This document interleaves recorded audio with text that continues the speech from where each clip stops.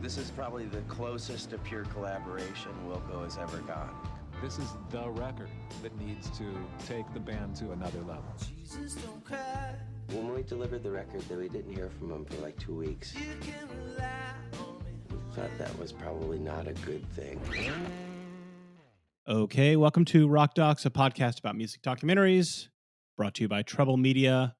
We are at Rock Docs Pod on Twitter, as long as there is a Twitter, and Instagram, as long as there's an Instagram. Why be hopeful? I'm your host, David Lizerbram, here with my co-host, Andrew Keatts. And today's movie is I'm Trying to Break Your Heart, a film about Wilco. It is about Wilco. It's from 2002 or 2003. Sources differ. Directed by Sam Jones. And today we are joined by a very special guest, Hannah Seidlitz of The New Yorker and elsewhere, a writer and a person with interesting things to say about movies and culture. So, hi, Hannah. Hey, wow, what an introduction. Thank you. I'm currently in the New Yorker offices as we speak, so I feel sort of very spiritually connected to that. But yeah, I'm happy to be here. I'm stoked to talk about this amazing movie. Yes, me too. Yeah, it's really something. So, all right. So, what are the chances that somebody listens to this show and is like, "Oh, interesting. I Am Trying to Break Your Heart, a documentary about Wilco, directed by Sam Jones. Interesting." Never heard of it. Yeah, email if you are out there. Email us. I got more questions for you. All right. So usually we kind of start with just kind of like talking about everybody's relationship with the artist. So Hannah, when did you first get into Wilco? I mean, I know you've gone hat shopping with Jeff Tweedy, so you're, way cooler than either of us could ever be. But. Yeah. I grew up listening to Wilco, so I don't actually know what my introduction was, because I think their records were always sort of in the background of my car rides with my dad and things of that nature, which I feel like is a sort of ubiquitous experience among my generation. But I think that the first time that I really thought deeply about Wilco was when a guy I had a crush on in high school put We're Just Friends on a mixtape, a burned CD that he gave me. And then I went back and listened to Summer Teeth, and I was like, fuck, this is the coolest record I've ever heard in my entire life. And then I think that was probably like sophomore year of high school or something. And from that point on, they've just always been one of my favorite bands. And now, yes, Jeff Tweedy, my close personal friend and chapeau connoisseur. So I guess their music has always kind of been a part of my life. And now I have this sort of strange, tenuous, but meaningful connection to the guys. In the Mavis Staples documentary, she always refers to him as Tweedy. Are you at that level where you call him Tweedy? Well, I actually call him by redacted his private burner Twitter handle. Which no one, he has no followers, but he uses it to follow other people. But I will not be disclosing the. Yeah. No, I'm not. We would not ask. I mean, I would bid in like over $10,000 just to see what he has liked. I just want to see the readout of his likes from the burner account. That's all I need. I don't even need the name. I just want to see what he has bookmarks, the star likes. On. Yeah. Keeps me up at night. Fantastic. All right, Andy. I'm a little bit embarrassed to say I think I came to Wilco later than I should have. I heard them for the first time my freshman year of college. Yankee Hotel Foxtrot was still relatively new at that point, and my randomly assigned roommate, a fascinating person, had exactly one piece of media to his name. He owned no computer. He brought no television. He did not bring any DVDs or VHS or CDs with him, except for one, a burned CD that his high school friends had made for him of their favorite songs from that summer, and it included Heavy Metal Drummer. And I was like, oh wow, what is this? And from there, I became a Wilco head. It's fantastic. Yeah, I'm. we're just continuing to go in reverse order of age, because I I have a poster on my wall that I got for the Being There European tour, which I didn't attend, but I did get that when I bought Being There the day that it came out. So this is like 97. So like at that point I felt like I was late to the game because I was not like hip with their previous band, Uncle Tupelo, or the first album AM. So but now I've been, following this band for, the better part of several generations. And seen them a bunch of times. Andy and I actually saw them in San Diego last year. Great show. And yeah, this movie is very. I mean, we can get into the movie and just kind of talk about everybody's experience with the movie as well before we, dissect it. But I mean, this is definitely one of the movies that we've done where it feels most like a part of my own life in a way, because the movie's all, for those who haven't seen it, the movie's all about this band Wilco, kind of an Americana rock band, whatever you want to call it. They've put out, for people who no description of Wilco could yeah suffice.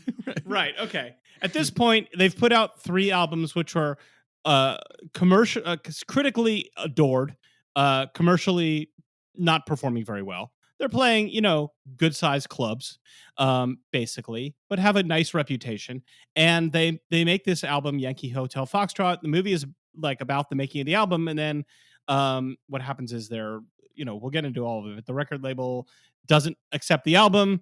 They then get the album back and it gets bought back by another record label owned by the same corporate overlords, and it becomes Yankee Hotel Foxtrot, which was their, to some extent, commercial, certainly critical breakthrough, and really put them in the public eye. I mean, when this all happened, before the movie was like even out, or we even knew there was going to be a movie, I mean, I was following this blow by blow, like on the alt country tab bulletin boards, which is like, way deep into the weird, like pre-social media internet, when you would follow stuff through some weird bulletin board of like fellow obsessives. So like going back and watching this movie 20 years later is like a real memory trip for me, because it's like, oh yeah, I remember hearing when that happened, and it's wild. I'm assuming you guys, Andy, you told me you'd seen the movie like years ago, right? Yeah, I actually have a very personal memory of the first time I saw this movie. I had one of the less fun times of my life in college. I broke my left leg, and then while I was on crutches, I fell and broke my right leg. So I had 2 broken legs at the same time, and couldn't really do anything. I didn't have a car, and my campus was well spread out. I couldn't go out. It was life was difficult. And one Friday night, when everybody else was out, and I had to lay on the couch with my feet laid up, a very good person who was not a close friend, but was somebody I knew, just showed up unannounced in my room and said, "Hey man, I thought you'd really like this movie. I just got it on DVD." Brought over a couple beers and sat down with me, and we watched the movie. And so shout out to Kevin Lacani. I'll always remember you're a real one, homie. And and he was right. I adored the movie that first watch, and so I actually had a good smile watching it. Brought me back to a good friend doing a good thing. That's so beautiful. I also watched it on a college campus for the first time, though the context was far less pathos in the context of my story, which was essentially just that, I went to liberal arts college, and there was a lot of cachet in knowing the ins and outs of Yankee Hotel. It was sort of, it's like a calling card. You kind of have to. It's the kid A of, Americana, country, folk, whatever. And so there was a lot of talk about it, and I hadn't seen the documentary, but it was this kind of fabled piece of media. And I remember one night, a couple friends and I were like, none of us wanted to admit we hadn't seen it, but we were trying to decide what to watch. And we all sort of were like, it was kind of a Ouija board situation where no one wanted to like be the one to be like, this is what we have to watch, because we didn't want to evince the fact that we were ignorant of it. And so ultimately we all rent out after a party, we're all kind of drunk, we rented out a room in the library media center, like the viewing center. And at in the library we watched this movie and it blew all of our minds, and then it kind of like slowly became something that we would watch when we came back from places, because it's a tight 90, you know, it's like Francis Ha. It's like you get back, you throw it on, it's on in the background, you kind of know the beats already. Totally. And so it just became you know, one of those sort of background things. Yeah. Well, so watching it this time, it's funny how, I mean, it's become this like legendary movie. Like if there's a list of best rock documentaries, it's always going to be on it. Like no questions asked. Right. And somebody would be making a statement to not put it on the list, you know? And yet it's absent from all streaming platforms right now.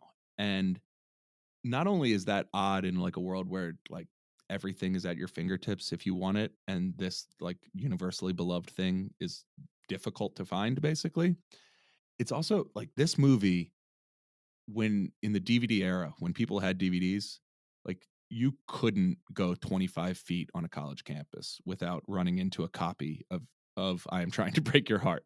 It was this was like as common as like Old School or something. Like it was everywhere.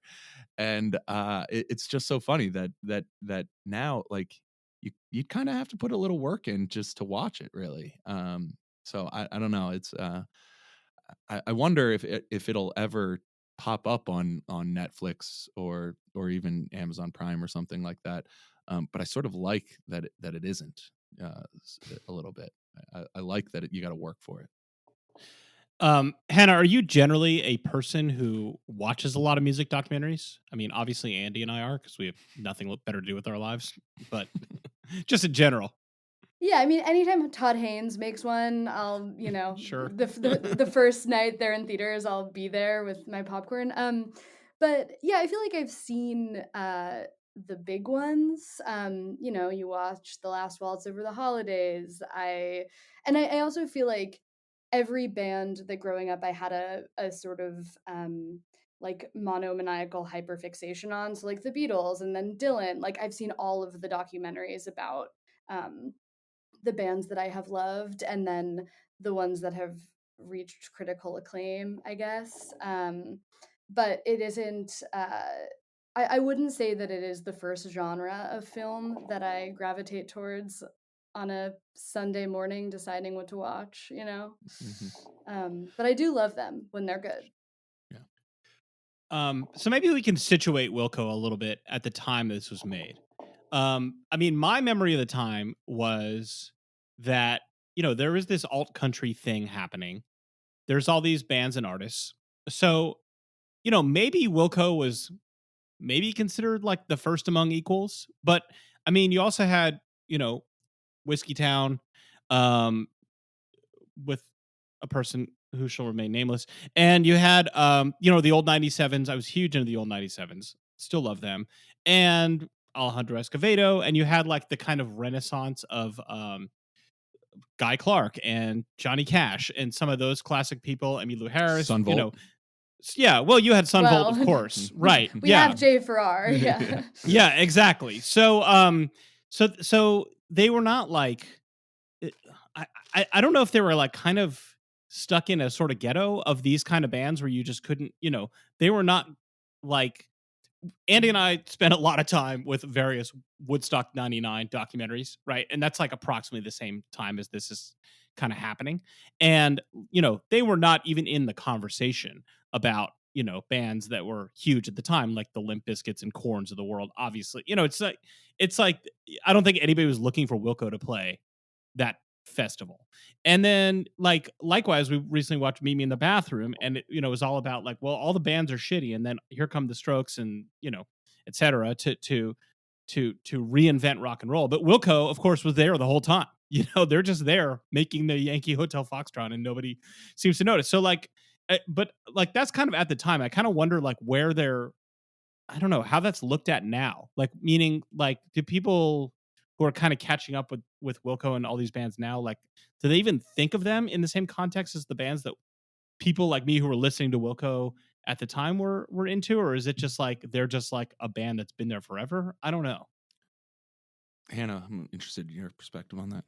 Yeah, I mean, I think that it's funny, I do see them sort of out of time and out of context, particularly because they've put out so many records and they're so prolific and they've evolved so much, and everything they do kind of tilts this sort of polyfaceted shape that is like their output a little bit, and so I don't know that I've ever felt like they could be slotted in. I think perhaps in the late 90s when but even between AM and Being There, they changed so much, and then they changed so much again with Summer Teeth that um, I don't know that they had like very obvious or seamless comps.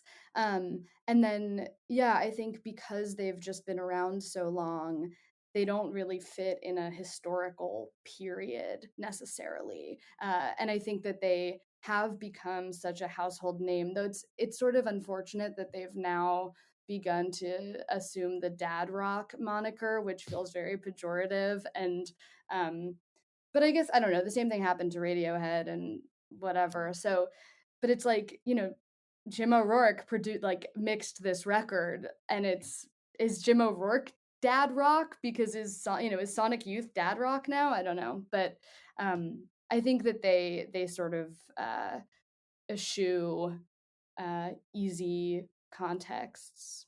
Yeah. Yeah, I don't know how other people think of them. I will say that, you know, I heard Yankee Hotel Foxtrot. That was my introduction to the band when it was new. And then I remember looking back and being like, I've never even heard of this band. I wasn't that young that it would have been impossible for me to have heard of them. And somehow I had just missed it. I just missed all of it. I had to learn like the whole history, right? And I don't really, I mean, one possibility is I was just an oblivious suburban 18-year-old. And so like, there's no story to it, I guess. But I just, I do think that they sort of weren't ever really seen as part of what was going on, even though they were totally in this, alt country thing that was happening at that time. Yeah, maybe that was like imposed on them, but they never really kind of sought it out. I mean, there was like that Mermaid Avenue project, which was like such a big deal at the time, and I think it's kind of been sort of forgotten. Where right after Wilco does their first album, they somehow get put together with the British singer Billy Bragg.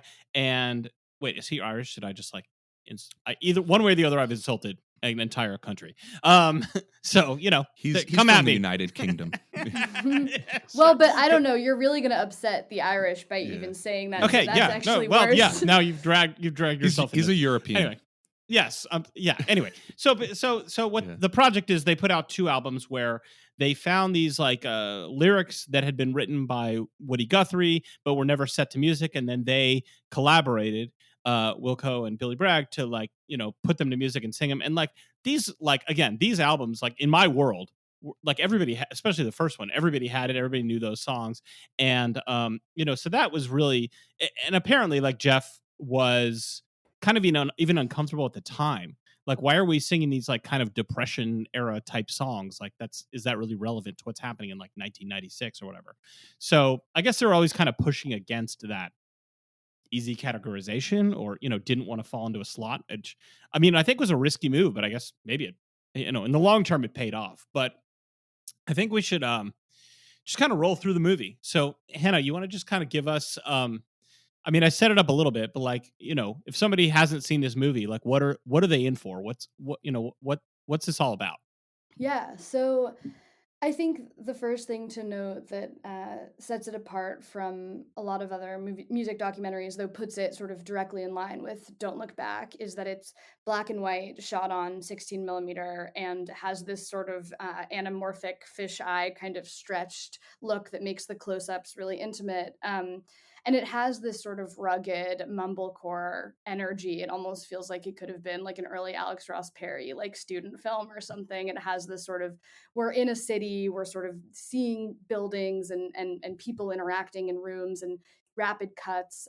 But essentially the story is that Wilco had just fired their drummer, Ken Coomer, and hired Glenn Cochie basically the day before they started shooting, and they were going to be recording this record, Yankee Hotel Foxtrot. and Sam Jones, who also shot the very famous album art of the towers on the cover of the record, was hired to make a documentary about the sort of making of the record. None of them knew what they were going to be in for. None of them could have possibly anticipated the sort of narrative developments that would shape the film and ultimately the band and the trajectory of all of their lives. But essentially, the stakes are set out for us immediately. It's this sort of the first thing we hear is maybe it could bomb. This ambition is not synonymous with record sales. This is a really kind of avant-garde experimental record for this regular Americana rocky folk band. And they were basically just given, what is it, like $80,000 or something, by the record label to go into the loft and make a record on their own without any supervision from the sort of powers that be, by the Suits. And we see the band getting along. The first time we meet Jeff and Jay is like drawing a smiley face on Jeff's stomach, and there's this very sweet sort of convivial sort of fraternity vibe between them. And we see basically this excited young band with a lot of enthusiasm and a lot of moxie. And over the course of the film, we see the dissolution of not only the relationship between Jeff Tweedy and Jay, but also the tension that arises with the record label when they ultimately turn it in. They don't hear back from the record label for 2 weeks, and then ultimately they get a call, and they're basically like, "We're not going to put this record out," and they were dropped. And there's a lot to sort of unpack here, but it's this kind of David versus Goliath, art versus commerce, taking back the true aesthetic merits from the will of the man. There's a lot, there's the kind of political, social, but also this like very intimate kind of heartbreaking relationship between Jay and Jeff that ultimately ends almost more unceremoniously than the corporate one. Yeah. I think I don't know. Is it fair to say that even though the story of the record is, I think, the legend of the record, I should say, is that the studio didn't want it, and they ended up essentially selling it to Warner Brothers twice, for 3 times as much. For 3 times as much the second time around. Yeah. That the story of the movie that most sticks with people is Jay and Jeff fighting. Do you think that is that fair, that has left a bigger impression than the band versus studio part of it? Yeah, I think that that's true. I mean, I also think part of it is sort of I think it has taken on meaning since Jay's death in 2009. And so I think looking back and watching it now is almost so much more painful. And since Jeff has put out his memoir and has talked about the sort of what was really happening, what we're not seeing, because their breakup, so to speak, when Jeff kicked Jay out of the band happens off screen. Mhm. We basically, the last thing we see the band, I wouldn't say like, I don't know, 2/3 or 3/4 of the way through the movie, we see the band performing. And then afterwards, they're all sort of exuberant and sweaty and happy. And there's this freeze frame on Jay and Jeff sort of embracing each other or congratulating each other after the show. And then there's this rapid cut to the news, basically, that Jeff had kicked Jay out. Even though there had been these mounting tensions throughout the recording process over, using one guitar versus two, for the whole sort of heavy metal drummer fight about mixing that ultimately was one of those kind of inscrutable arguments that becomes about the fact of the argument. Like, yeah, absolutely. I don't think either of them knew even what they were talking about on a technical level. And it just, it sort of devolves into Jay being like, you're not understanding me. The problem is that you're not understanding me. And Jeff says, I don't always have to understand you. And then later you see them performing Misunderstood. And it's this like very agonized sort of fraught thing. Yeah.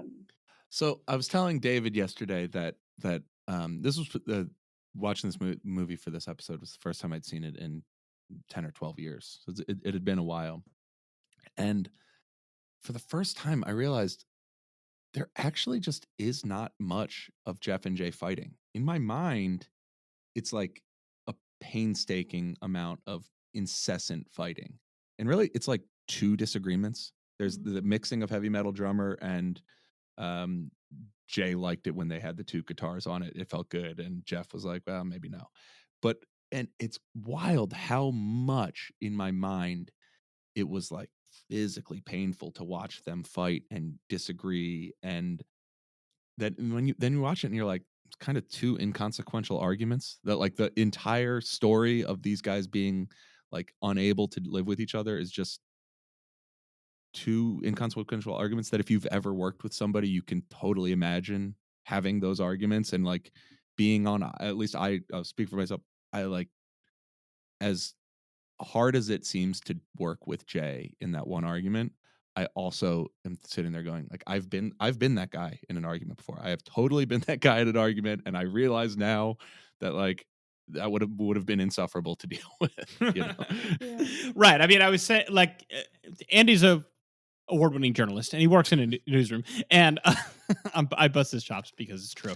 But you know, I was saying, like, you know, if Sam Jones came and embedded himself for 3 months at the Voice of San Diego, you know, newsroom, and then made a film out of it and wanted to make Andy look like an insufferable dick, like that, you know, like it's true for anybody. Like it could have, you know, like you probably could find those moments in anybody's life or professional life or whatever, especially when they're working in close quarters, you know, to tell that story. And I do kind of think about the movie and how it frames Jay, because the whole thing is, you know, Jay was one of the founding members of the band, and he was kind of known as like, wait, this, that's not right? Jay Farrar was Jay Bennett came later. He played. He was not on AM, but right. Okay, he toured with AM. Yeah. Okay. Well, it's a little Yeah, it's a little messy. I mean, right. So okay. So he was, you know, an established member of the band that had been with them for most of the band's career.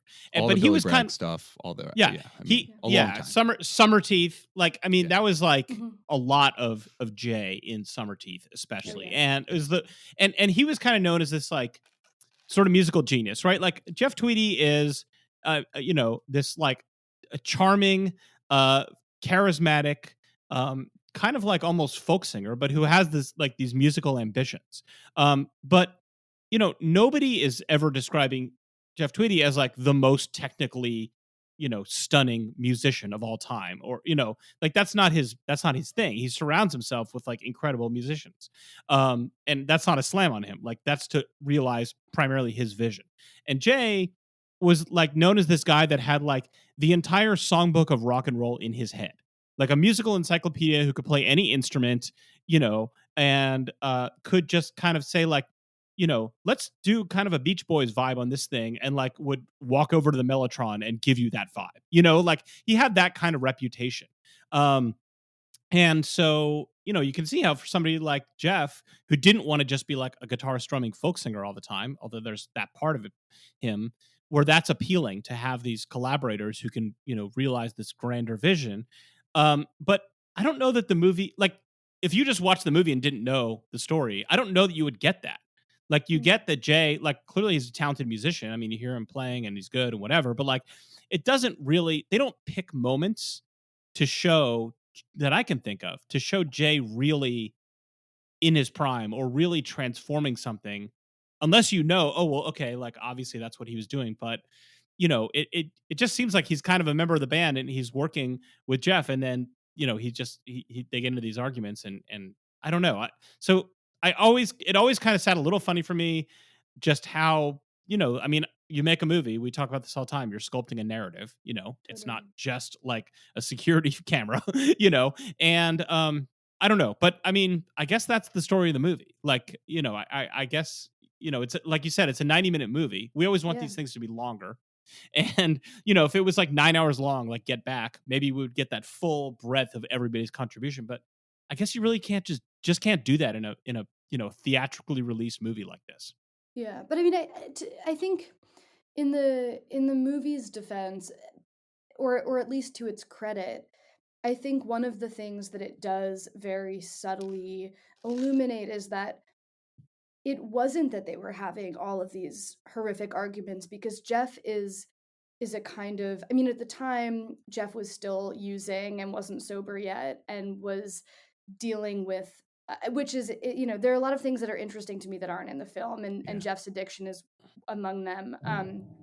But and I think that there is a kind of the scene of Jeff throwing up in the bathroom is one of the most memorable shots to me. We get over the stall, you can literally see him throwing up in the bowl, and it's like excruciating and very intimate and heartbreaking. And I think so much of the movie, particularly just because of the way that it uses close-ups, isn't so much about the conflict as it is about Jeff's loneliness and like Jeff's interior struggles. And in those arguments, Jeff is this kind of like deferential, like almost kind of docile, like quiet. It doesn't seem like he wants to engage. It doesn't seem like he's necessarily capable, because I think because Jeff is aware of the sort of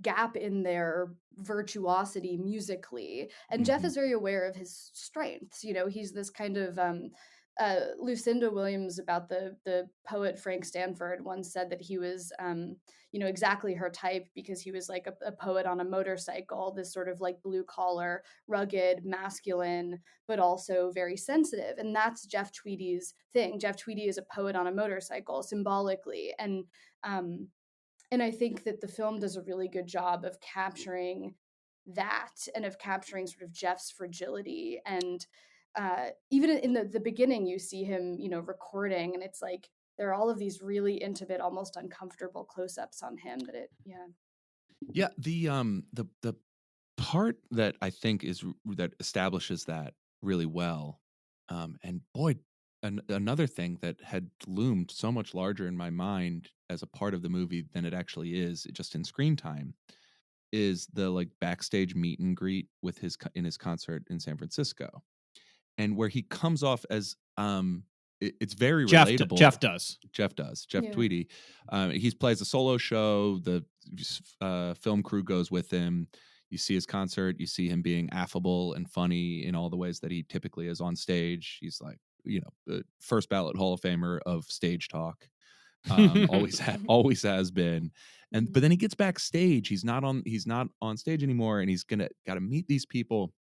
And it's just so clear how hard it is for him to do that, how painful it is to make small talk and to be the guy that, the venue, whether it's the venue or the record contract or whoever has put him in a room with these people to talk and be Jeff Tweedy for 15 minutes. It's like, I mean, it's just a person with social anxiety going through it right now. And so that is all context when you then go as the movie progresses and you see him having these interactions with Jay Bennett.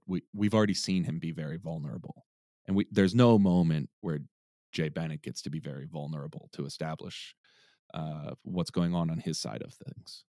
And I do think it's unfair. I mean, and I do think, like, as a portrayal, it is uneven. And I don't think that it is this sort of, that's why I don't necessarily think that it is a film about a conflict. I think it is, like, in some ways, a film about the failures of creative synergy to be enough, or the sort of I mean, in Jeff's memoir, he says that he always felt that Jay Bennett was like an architect and he was like a wrecking ball.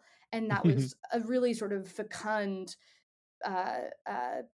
combination of forces for the records that they were able to make together, but it never would have been sustainable.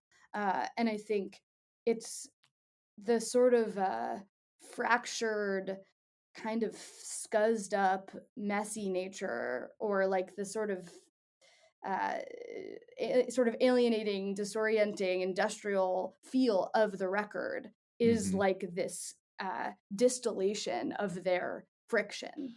Yeah, and so I wonder because he's and that quote from his memoir, I wonder if he meant that, if he was consciously calling back to one of his most memorable lines in the movie to me when he says, you know, I made these songs, I want to destroy them now. I mean that an architect and a wrecking ball. What you know? It's the same metaphor, right? That he says we want to. We built these songs and we record them as cleanly as we can, and then we destroy them piece by piece, and that's how we get the sound. And I mean that is what Yankee Hotel Foxtrot sounds like. And so it doesn't seem impossible to me that he wanted to reference that analogy again. Yeah, I mean, and I think in that too, I think what he's saying, he says, you know, like we made it, it's ours to destroy, or something like that.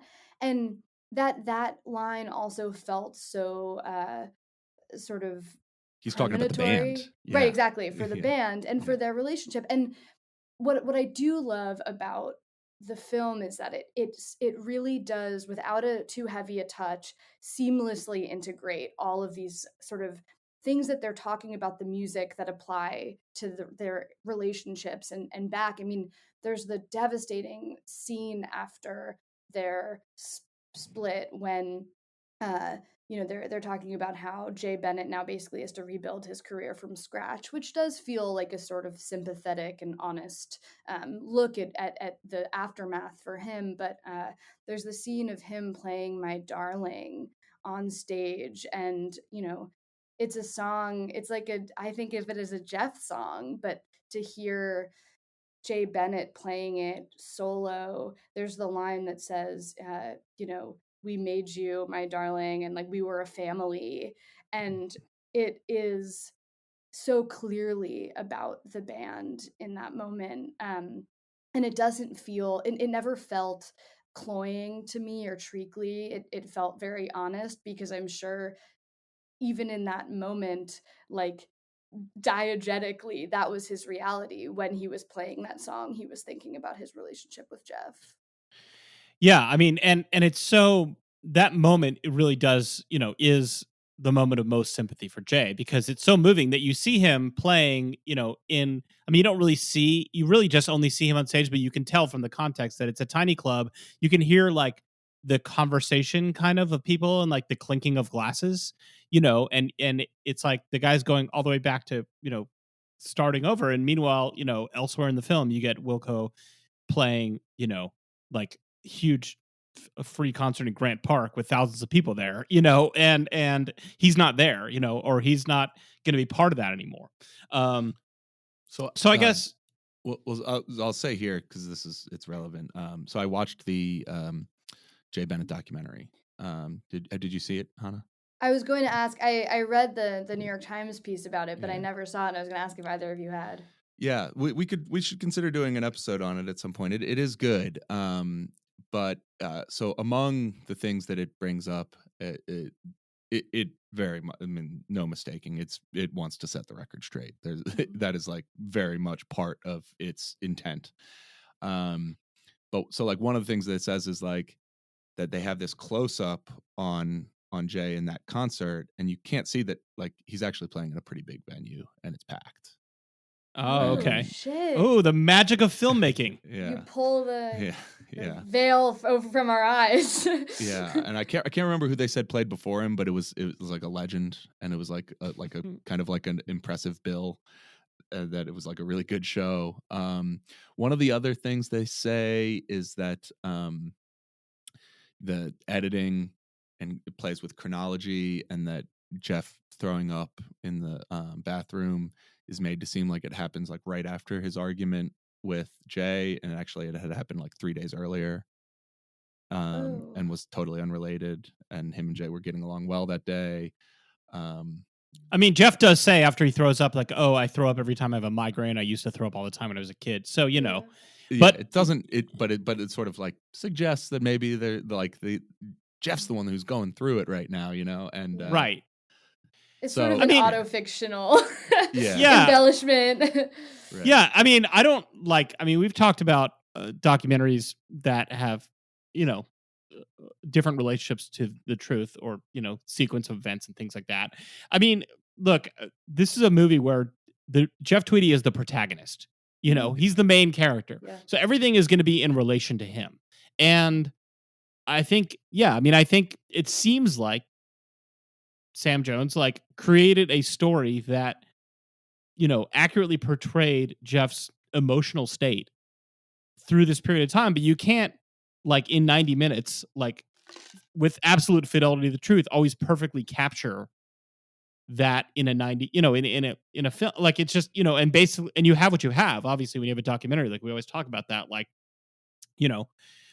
One thing that that I want to talk about, which is related to this, is Jim O'Rourke's more or less absence from the film, even though he's a very important part of making the record. And it's We see him I just smoking a cigarette on a couch Yeah, for yeah, and 3 seconds. And I wonder if he's that- just labeled as mixer, Right. the most de minimis title they could Right, give him. right. Sonic I was Youth's Sam Jim Jones, do O'Rourke. you know who he is? right. Yeah. But and I just wonder if that's because my theory, which I have nothing to back this up, other than we're actually going to be talking to Sam next week, and I don't know when the episodes are going to come out, in what order or whatever. But I want to talk to him about this. My theory is okay, so they went into making this movie, and it was here's a band, they're going to make an album, do a making of documentary, and thought about and then all of a sudden all this stuff happens with the record label and all this crazy stuff, and obviously nobody anticipated that. So my guess is that at some point Sam had to try to find more money to make the movie, and you're making a documentary, it's a scramble at all times. And so maybe the mixing process that Jim was really involved with, maybe there just isn't a lot of film of that, or maybe there's film, but it's just nothing that's really compelling, because he's a kind of a legend in his own right as a sort of sonic architect who did end up playing with Sonic Youth. But he did a lot, done a ton of solo work and mixing and producing and all kinds of other stuff. And it really, the story about is that he took kind of this raw material and was able to shape it into really Jeff's vision of this, this very strange, sound of the city kind of vibe. And that he kind of was able to find that. And that's not in the movie at all. And so maybe it's just because they didn't have that, or because that's not something that they could capture on film. They didn't get the moment where he takes something that sounds okay and turns it into a classic. Or maybe, Andy, we were talking about this last night, suggesting it's there's only room in the film for who is Jeff Tweedy, what's he going through, the relationship with Jay, and the whole saga with the record label. How much more could you really have? So maybe, I don't know, but it is kind of an interesting absence that he's not more of a character. And I'd like to know, I don't know, if there's on the cutting room floor stuff of his involvement. I would love to know more about it. And I would love to have it in my inbox. So if Sam would send Yeah. some 16mm footage of Jim O'Rourke riffing in the studio, I would be a sort of willing recipient. We'll collaborate on that. Cool. We'll make it happen. the Jay Bennett doc does get into this a little. And they don't have any footage of O'Rourke doing the work, right? He's not present in that either. But they do. I should also say, it's really there's a lengthy, that movie did Jay Bennett wrong. These things were problematic. Then they've got a black screen cut, Sam Jones did not respond to our requests to be interviewed. It's a confrontational movie. Yeah. But they what they do, they have Jay Bennett talking about it, and he says, this idea came about that O'Rourke is the one who introduced all the noisy avant-garde elements, and he's like, that was all in there in my edit. And they do side by sides of the Jay Bennett edit and the Jay Bennett mix, I should say, and the O'Rourke mix. And Bennett says a lot of the times what he was doing was making the sound more straightforward. He was taking out some of the elements that I was putting in and making it more simple. So I never understood why people attributed all of the experimental weirdness to him. So and they play the cuts side by side, so you can kind of hear it. I mean, it's hard. It's impossible for me to reassess, and I would need to spend a lot of time with the twin recordings. I think I still prefer the commercial release that we received. I think it sounds better. But Jay Bennett's big take is that he viewed himself as the engineer. He viewed himself as the person who was mixing the album. That's what one of the things he brought to the band. And he was offended just by the idea of O'Rourke being introduced, that Tweedy brought him in without telling Jay, and that I think one of his more embellishments is that this was part of Tweedy gaining control of the band again, because Jay was wearing so many hats at that point. He was writing some of the songs, and he was playing so many different instruments on them, and he had this engineering and mixing role, and that Tweedy needed to pull some of it back. Yeah. So I mean, that's what so much of is about, was about the sort of power struggle between the kind of avant-garde genius behind the scenes, and then the very charming, charismatic frontman who, but I do think that the film says that pretty blatantly. I think so too.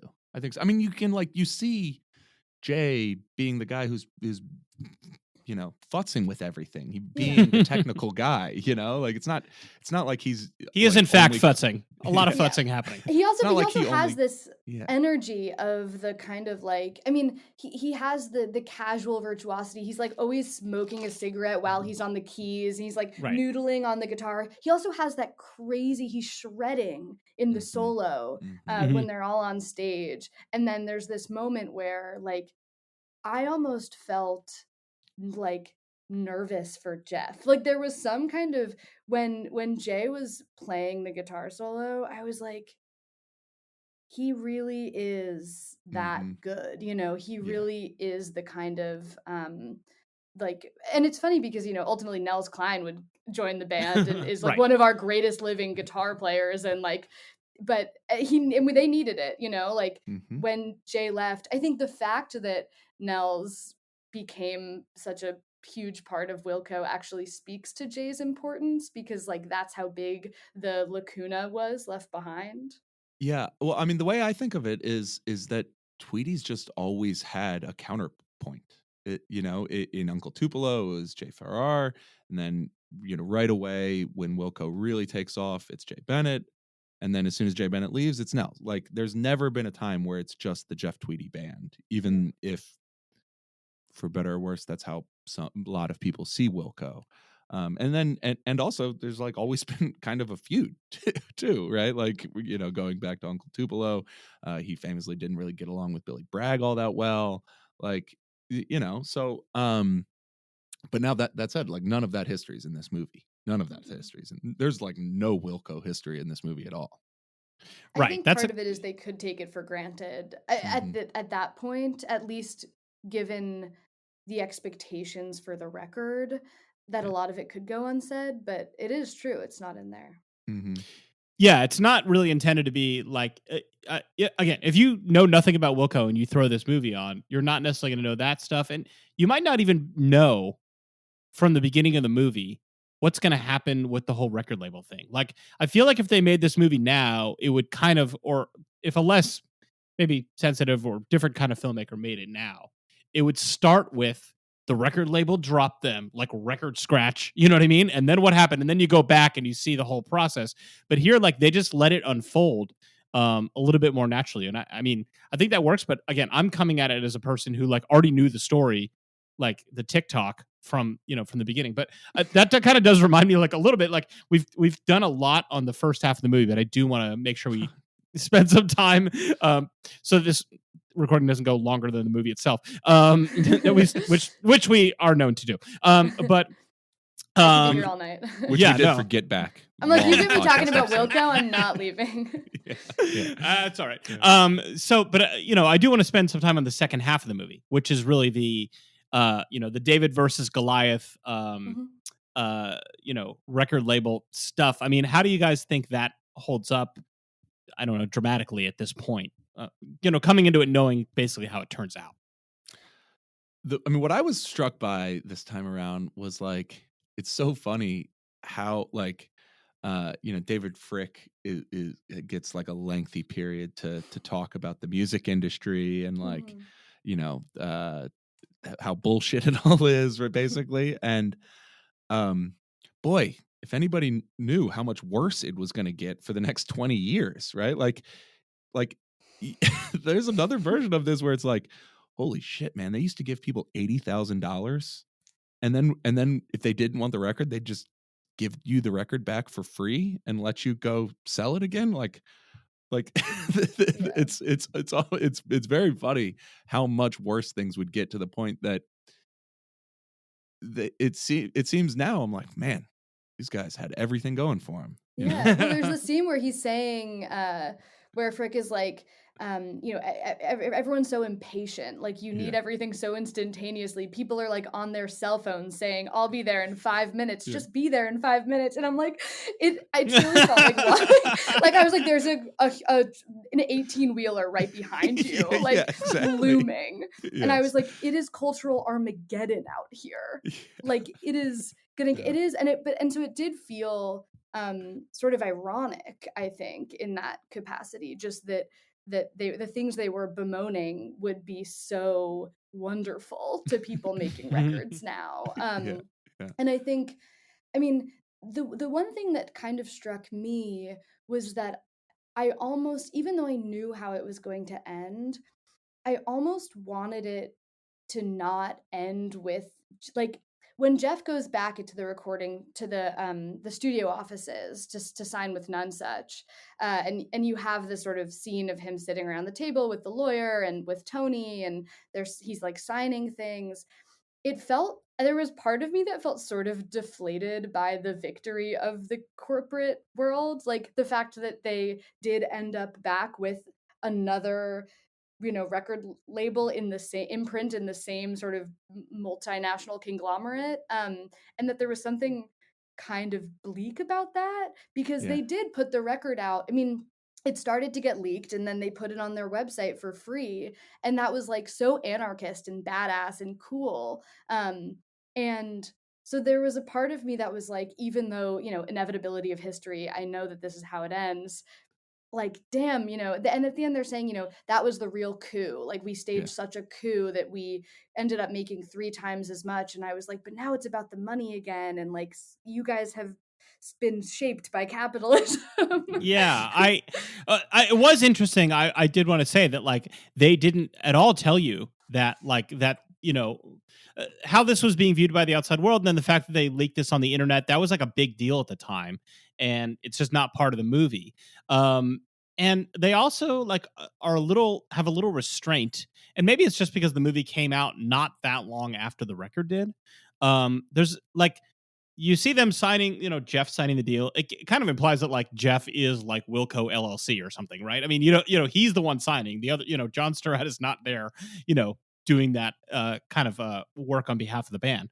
And then it's like, it gets, the record's going to come out. They're playing, you see them kind of playing concert and it feels celebratory, but there's no like title that says like the record came out and it, did this number, or it got nominated for these Grammys or anything like that. Like, you just assume that it all worked out, like the signing ceremony and the handing over of the big check, so to speak, is really kind of seen as the victory itself, or just the fact that like the band carries on and it keeps on rocking.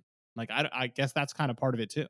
Well, and it's funny, they didn't stay with the label long. Wilco started putting out their own music. So there's something about watching it in hindsight that felt, there was like a discomfort. I don't know, something sat a little weird with me just about like watching this big victory and being like, well, that's not even going to last very long, boys. Like, don't celebrate the corporate world as the sort of end all be all, because even you guys will turn away from it again.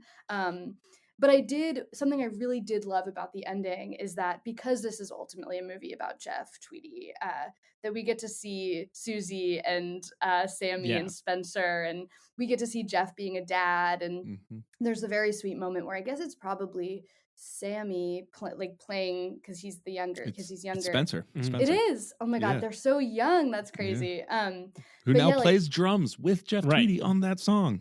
Yep. It's great. It's so beautiful. But yeah, that is very sweet, actually. But I really appreciated that. And there was something interesting. There's the moment where they go into the rest stop to get food from the fast food place, Right, and they don't have enough money. And Susie's like, I don't have any cash. And Jeff is like, I don't have any money. And I know that it's a small thing, but it felt very deliberate on Sam's part. I was like, I appreciate that you're still retaining like some semblance of I don't know, like class awareness, or like not even class awareness, but just like that money and being an artist, and the fact that even though they signed the record label, that this is not it wasn't over, Right. was sort of charming to me. Yeah. I mean, there's also an element to it. It's just like when you get a really good quote, use the really good quote. When you're a documentarian and you like Yeah. get the family like up in line, it's like, oh, none of us have money. I guess let's go back to Right. the bus and see if we can I've got $5 and have a $10 Yeah. bill. And like Right. Spencer's sad because like he's like the claw machine ripped him off, or one of them, Sammy or Spencer's Oh my God, crying yeah. because he did the claw machine. He's like the claw machine ripped him off, like it went on its own, and Yeah. I was like, it's a metaphor. Like, Yeah. It's also like, I mean, Andy and I both have little kids, so it is like those moments are so like Dude, we've been never there. felt closer to Jeff Tweedy. Like no lyric he's ever written has resonated with me quite like watching that, like seeing the claw go down and be like, I don't have another quarter, and the claw machine just went down. The kid is not going to understand it. This machine has ruined my day. I know. There's no coming back from this. He's gonna be a wreck until Yeah. bedtime now.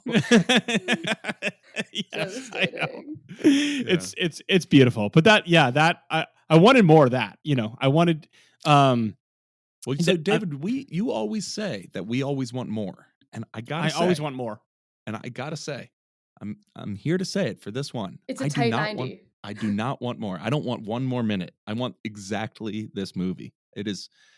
I love its length. I love the amount of music it is. I mean, there's really only a few like documentary scenes. That most of the movie is music, I think, and it's so. It just looks so beautiful. The black and white is stunning. It looks better now than I remember it 20 years ago.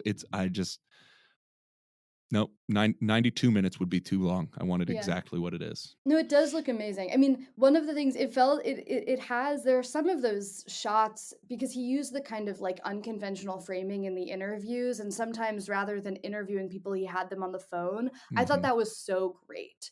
Mhm. That like some of the exposition of the record deal stuff was happening. I guess it was maybe Tony on the phone, like talking about it, and then you have Jeff on the phone later. And just these sort of like oblique ways to tell the story without having it all be the kind of like sitting in front of a camera testimonial thing. But some of the like against the white background, I was like, it's very Nouvelle Vague. I was like, this feels like, Godard or something, just because of the high contrast and because of the sort of like quick cuts and like the jump cuts and the sort of fluid movements. And it feels very like romantic to me. And Mhm. you mentioned earlier, David, like if you didn't know anything about Wilco, you wouldn't learn anything from this movie. And I kind of think even if someone didn't know, and I guess I can't speak for this experience, but I think it's a good movie narratively, even if we don't think it's Oh, fair, yeah. even if we don't think it's realistic, even if we don't think it's accurate, even if we think it's like whatever, like it's kind of an amazing movie about a band. Mhm. It is, and it's not intended to be like a Wikipedia article as a movie, which is so many of the docs that we watch. And I mean, it's incredible. The reason I want more is because I have no critical distance because of what, because Yeah. of the relevance of the movie to me, to my life. Like I remember, I I remember I was hanging out with some friends like when the Yankee Hotel Foxtrot was like out, so like around 2002 this movie, and we'd gone out to like some little club to see some band the night before, and we're hanging out the next day, and it turns out that one of the women friends we were with had as I recall, Gone Home with the Drummer. And when that story came, like what happened is, I'm not going to say this person's name. And as soon as that, well, this is what happened. Immediately, everybody in the room started singing. She fell in love with the drummer. She felt like like harmony. It was like there was this movie. This music was so inescapable and such a part of that formative part of my life that I, that and the world that I grew up in. So that's why I want more, not because I think the movie suffers for the lack of anything. I mean, it's almost amazing to me that this movie that no one ever tried to adapt this into a fictional movie, just because it is so tight. I mean, you don't need to even hire a writer. The screenplay's written. Just do what is in this documentary. It's like the characters are perfect, the arcs are perfect, everything that is set up pays off, and everything that pays off is set up. It's just a really fantastic piece of filmmaking. Yeah, but I wonder if it's actually too subtle to stand up to sort of fictional. Like, I mean, and of course it could be dramatized, but I do think that things would need to be teased out more and sort of clarified, especially with the dynamics between Jeff and Jay. And I think a lot of that has to do with, there are some moments, you can see it on like Glenn's face, like cringing about their dynamic, or John sort of like looking away or like touching his hair or whatever. There's all of these subtle things that are indicating that there's this quiet sort of inner turmoil. But I think that if it were to be produced, it would need to feel clearer. I think that if I saw this and it wasn't true, I'd be like, it was a little bit half-baked, maybe. Like, why are these two guys together? They don't like each other. Why are they making music together? Yeah. I mean, I do think you're right that like the movie is almost like a miniature in the sense that like there really is not a lot of documentary. If you took out the parts of the bands playing music, it's like a 20-minute movie, probably. Maybe I'm exaggerating a little bit, but like, I mean, first of all, Jeff writes songs, especially at this time, that were, were kind of universal, and the lyrics seem very abstract, but the movie contextualizes them where you can see that it's really about what's going on in his life. And first of all the performances are so good. Like there's never, so good. Like they all just kick ass. And it's used so skillfully to advance the narrative and also just make it a movie about music that is a real, like, put it on and hang out type of movie, like you said at the beginning, Totally. And like, I mean, this is definitely the kind of movie that we would just throw on and have on in the background. And, once in a while you notice that an awesome song is playing, or this cool, funny scene, or, this weird moment, or, awkward moment, or whatever. It really, that's part of the Rock Docs phenomenon, is like, is it a movie that you can just kind of, hang out with and vibe with? Yeah. And I mean, it doesn't have to be, not every really good rock documentary is like that. There's some that are more troubling or painful or something that wouldn't really fit that kind of vibe. But it's so it makes me want it to be a Get Back, because you could just have it could be it could expand and fill that role even more.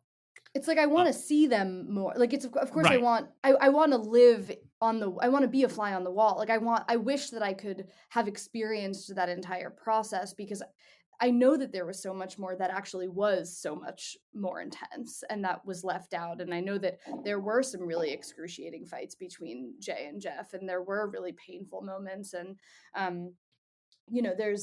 there are things that couldn't have possibly been recorded. And I think that is one of the sort of limitations of documentary, which is that the private moments are the ones that contained most of the pain. And Sam wasn't around, that's just a factor of the medium. But if it were a narrative film, of course, that could actually be realized. I mean, just to the point of some of the performances, there are a couple moments in particular. There's when Jeff is playing Via Chicago solo.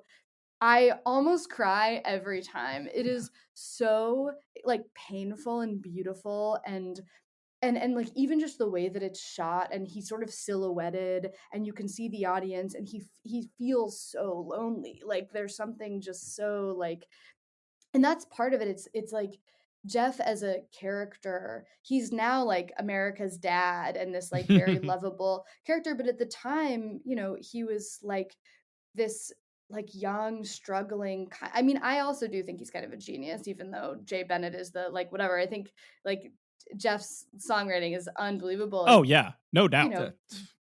And he was he's the this, guy. like, Let me be clear. So everything we said about Jay, Jeff Tweedy's the guy. Yeah, I was like, look, I know that we've been trying to like redeem Jay Yes, Bennett and the sort of to set the record straight, but at the end of the day, I mean, Jeff Tweedy is one of my favorite songwriters. I think one of the greatest songwriters of all time, and this record would not exist if it weren't for him. But say less, bingo. No, like That's right. yeah, I feel like we've done enough sort of redemption of Jay, and now I do want to just give credit where credit's due. And then also, I mean, to me, like using "Misunderstood" when he's screaming.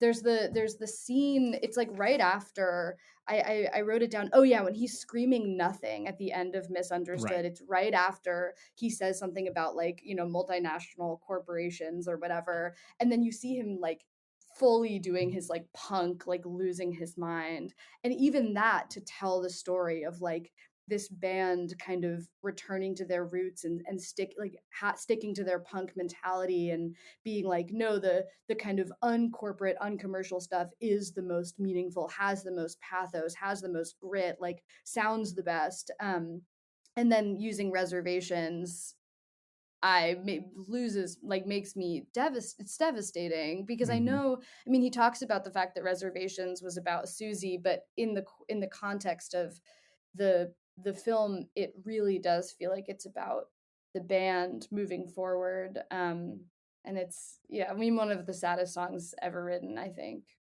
Yeah. Also, man, it is, and I've probably said this in like half of our documentaries, but man, he is young.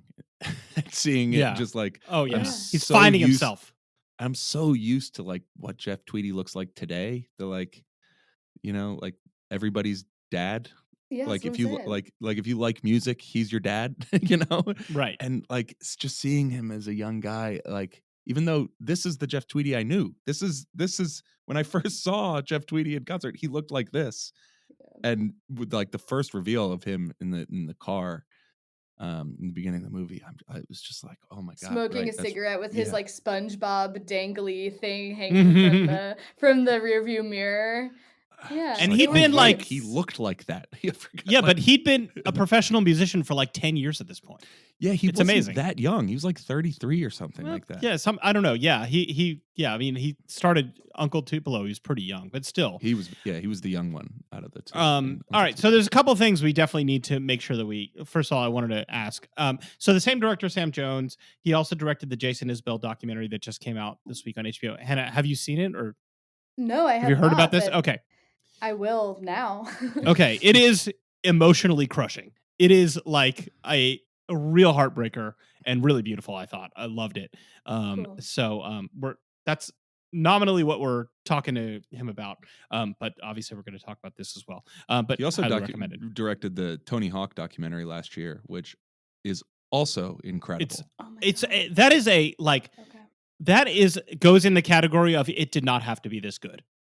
Yeah, meaning like we talk about that sometimes, like about these documentaries where it's like about somebody who's so well known or popular or successful that like you could do it on autopilot and it would be a successful commercial project on its own. And the Tony Hawk documentary will like make you question everything about life.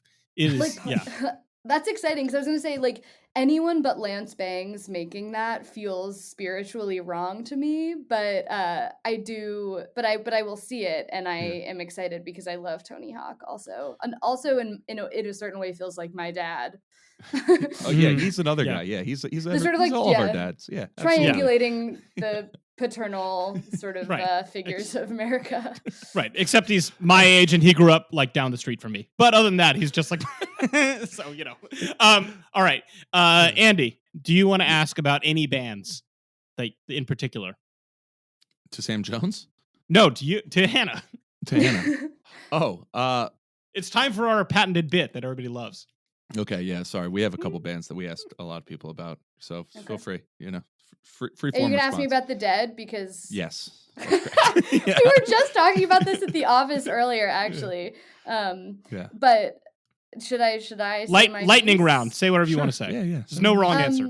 No wrong answer. I spiritually know that I should like them more than I do, and I think that intellectually it would be cool if I was a Deadhead. And I know Remnick really loves the Dead and will like come around and be like, "Did you guys see this?" Like what? And it's like, but no, I have not yet reached that place in my life, though I anticipate that it will come.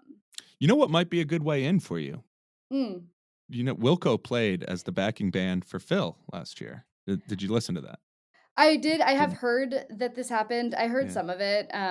But yeah, everyone's always like, "Well, you love Jeff Tweedy, and he like played with them," and I'm like, "Well, he also does." Well, anyway. Okay. Wilco is the jam band of my choosing. All right. Keep going, buddy. This is gonna go well. All right. Well, Oh no. I think I know the answer to this one. Do you like a plucky upstart band from Connecticut called Goose? Has Goose crossed your radar? I can't say Okay. that I do. All right, great. Well, then maybe if you ever come back on the show, I have some homework to do. Yeah. Okay. We'll hope to hear positive things about our friends in Goose. Okay. Andy, you check 2 of the 3 boxes. He's like, you don't even want to do it, do you? What's the next one? Well, I think you probably could guess, but If you're a fan of if somebody was a fan of the Dead and Goose, what would be the third jam band that they may potentially be a fan of? How much do you hate Fish? Oh fuck! I knew you were gonna say that. Yeah. I have no comment for the Okay, record. That's fair enough. Good. That's fine. That's fine. I don't mind. if I people can't stand them, dislike so don't worry People are about allowed to dislike. Yeah, David dislikes it very much. Very, very, very much. They're It's bad. like it's like I'm not. I was never like I can't smoke pot. It makes me anxious. So Yeah. like I'm like I needed like amphetamines or like there was a period when I was really like at liberal arts college when everyone was just like taking Xanax and listening to Yankee Hotel Foxtrot. Like those are I'm not, but I don't like downers. It's like, I want to be like railing Adderall as an 18-year-old and like listening to Godspeed You Black Emperor. Like that's the energy for me. And so like I just haven't ever psychically been in the headspace for jam bands or like chill psychedelia. Like I need edgy psychedelia. If that makes sense. Yeah, it does. Now, I do think there's some of that. I could. There's some. You're of like, that in I think Fish. I could get you. I think I could. You're wearing a tie-dye sweatshirt right now. Like I can't take it seriously. Yeah. Well, you're I'm not sorry the if only I've let one. you down. You're not the only one who can't take it seriously. This is what I deal with every day of my life. Yeah. On a podcast and in real life. No, you have not let me down. This is what I'm accustomed to. Frankly, you're consistent with the narrative arc of the show. I'm in good company. Yeah. This is why we ask. Okay, It would be a lie of omission for me to not ask. No, I appreciate that. Thank you. Yeah. Okay. So, this is like so dumb, but at the end of the show, we always ask, not did you like this movie necessarily, but like if somebody, is not necessarily a fan of the band or doesn't know anything about them, they're just like, what, tell me a movie I should watch tonight. Would you recommend this movie? Yeah. Yes. I have. And you know what? I have so many times. Ever since I first saw this movie, I've been telling people that it genuinely is my favorite rock documentary, not because it's like astonishing or exceptional or spectacular or, it's not glitzy, but I love it so much for it's like all of its mumblecore minimalism, and it feels very overcast Chicago. Like it feels very concrete and and there's something really beautiful about that. And so yes, if you're listening and you haven't seen this movie, first of all, that doesn't make those two things seem like pretty unlikely and kind of incompatible. An hour and 13 minutes in. Yeah, you could have just watched the movie. Yeah, it's true. Yeah. So anyway. Yeah, no, it's one of the easier yeses that we've ever had on the show. Obviously, you it's should watch the movie. Right. It's demented even to ask. This movie's a classic for very good reasons. It's incredible. All right, well, Hannah, thank you so much. This was awesome. Do you want to plug anything or direct people to anything, or I don't know, whatever you want to say? Oh, fun. I don't have anything super exciting yet, but I am currently working on a 33 1/3 about Bright Eyes. And so hell yeah. if you like Wilco, you probably like Bright Eyes if you are into Wilco in a certain way. Because, I don't know, Saddle Creek and then the kind of like Tractor Punk and Americana, they're all in the same soup. But yeah, so that will come out probably next year with Bloomsbury. So just remember, a year from now, Hannah Seidlitz, 33 1/3, Bright Eyes. I will eventually have a book that will be an object you can buy. Not right now, but one day. Well, that is exciting news. We're both big 33 1/3 fans. So yeah, before we started Rock Docs, actually, I was thinking about starting a podcast about the 33 1/3 books, but that was like, it was like so niche that you're too many layers deep. Yes, I've got. Yeah, it was like, all right, okay. Let's. That was great, awesome. All right, thanks for listening to Rock Docs. If you liked what you heard, please go ahead and leave us a review on, for example, Apple Podcasts or wherever you found us. It helps other folks find out about the show, which is nice. Let us know what you think about the show on Twitter at RockDocsPod or wherever. We like hearing suggestions and documentary recommendations from listeners, and also recommendations of super cool, awesome people like Hannah that we could talk to on the show. So if you know anybody who's super cool and awesome, send them our way.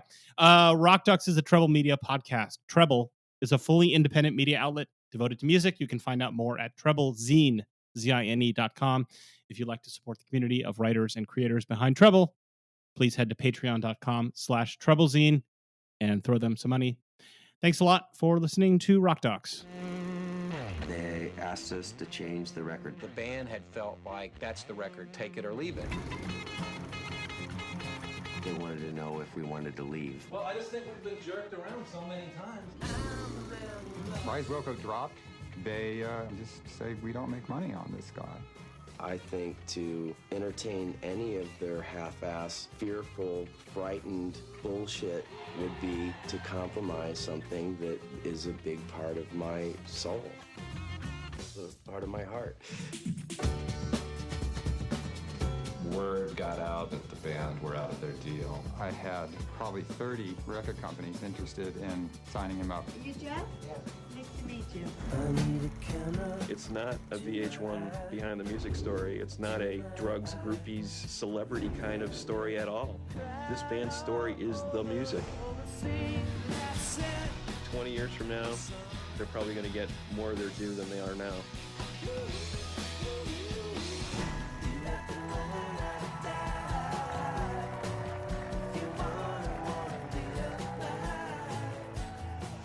When is the new album actually available to people who can go out and buy? That's a good question. Please welcome one of America's most exciting and innovative bands, Wilco! It all begins now.